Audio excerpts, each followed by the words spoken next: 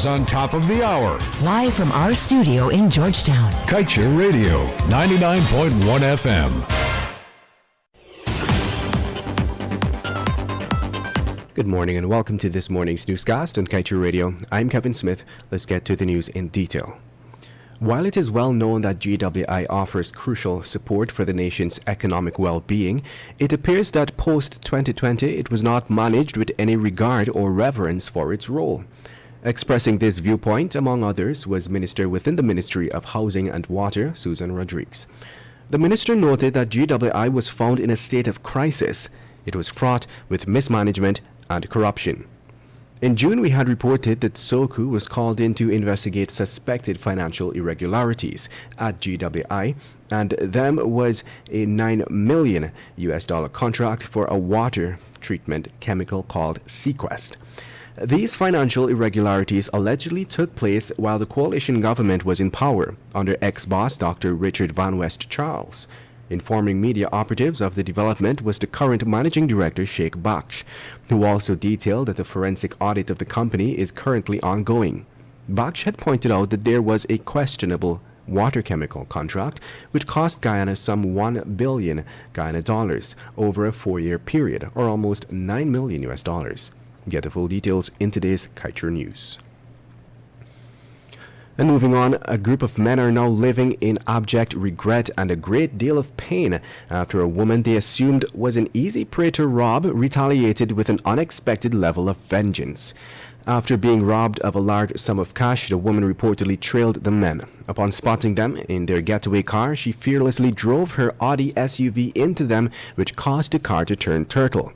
The woman reportedly ran off a street located in the Diamond Housing Scheme on the east bank of Essequibo around 14 hours.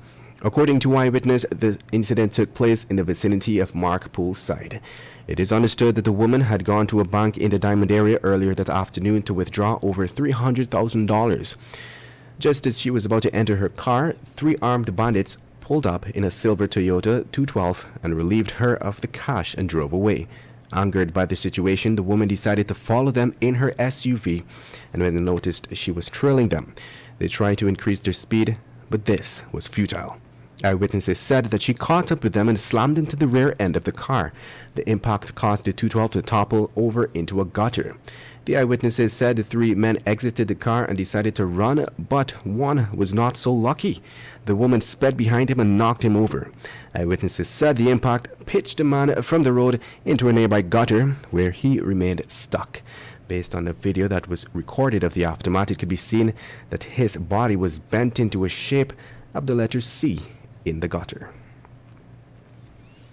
In other news, an employee attached to the West Demerara Regional Hospital was yesterday remanded to prison by Magistrate Zamina Ali C. Paul after he was charged for stealing 12 COVID-19 booklets belonging to the Ministry of Health.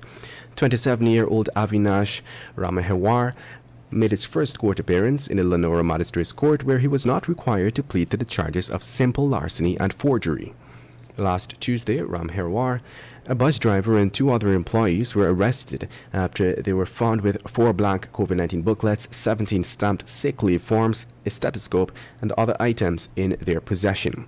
According to initial reports from the police on the day in question, a female nurse of the hospital was on duty when 2 of the suspects approached her with their COVID-19 booklets, asking for it to be stamped. They further informed her that a 3rd employee was waiting to take them to the Diamond Diagnostic Hospital. The nurse told the police that when she checked the booklets, she observed that they were blank. Knowing that the suspects were not supposed to have the booklets, she immediately brought it to her supervisor's attention, who then reported it to the Vredenhoek police station. In other news, Region 4 police are hunting 3 men who reportedly interrupted a post-mortem examination that was being conducted yesterday at the Memorial Gardens in the Lauripentier Cemetery in Georgetown so that they could rob the relatives. A police report identified the relatives as a 24-year-old female vendor and a driver. The 2 victims were robbed by the 3 men reportedly armed with a gun around 8 hours 30. Investigators reported that the victims were in the memorial gardens waiting for the autopsy being performed on the body of their relative to be completed. During this time, the men barged in. One of them took out a handgun and held them at gunpoint, while the others relieved them of their gold jewelry worth some $127,000, smartphones valued at a total of $75,000 and $50,000 cash.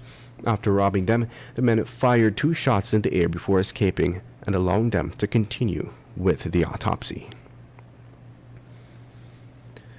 And now let's tell you, a seaman who was arrested on Thursday for being in possession of only 0.6 grams of suspected cocaine had told the cops that he was only carrying the illegal drug just to catch a day's work so that he could buy some food for his son. The seaman, identified only as a 26-year-old male, was busted around 15 hours 30 at the Purika Fisheries Road on the east bank of Essequibo. According to a police report, cops had received a tip that he was selling drugs at the location. Police ranks headed down to the area immediately and located him. The seaman was confronted with the accusation, and the ranks decided to conduct a search on him. In his pants waist, they found a white plastic tube containing the pieces of suspected cocaine. He was cautioned about the offense he had committed, and in response, the seaman reportedly said that he was just trying to catch a day's work to take food home for his son. He was arrested and taken to Purika Police Station, where he remains in custody. And to wrap things up this morning, let's tell you that the Ministry of Health yesterday reported that 3 more persons who tested positive for COVID-19 have died. As a result of this, the country's COVID-19 death toll has moved to 609. According to the ministry, the latest fatalities are that of 2 women, a 67-year-old and a 28-year-old, both from Region 4, and a 72-year-old man from Region 3. Further, 103 new infections were recorded, bringing the total number of confirmed cases in the country to 24,967.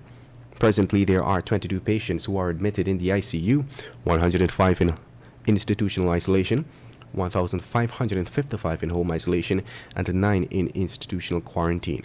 To date, a total of 22,676 persons who tested positive for the virus have recovered. And with that, we've come to the end of this morning's newscast. Kevin Smith here. Thank you for listening. Want value for your advertising dollar? Then place your ads on Kaieteur Radio's newscasts. Streamed live on 6 different mediums, reaching hundreds of thousands. Advertise today and watch your dollar grow. Call us on